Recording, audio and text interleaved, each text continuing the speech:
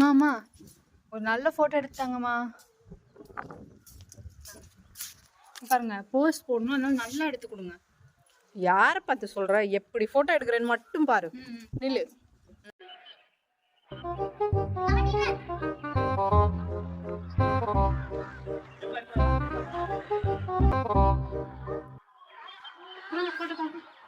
பாரு எப்படி எடுத்திருக்கேன்னு பாரு.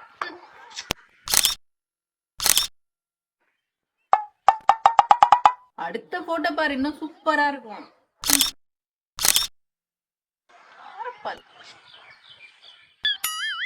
பாரு பாரு.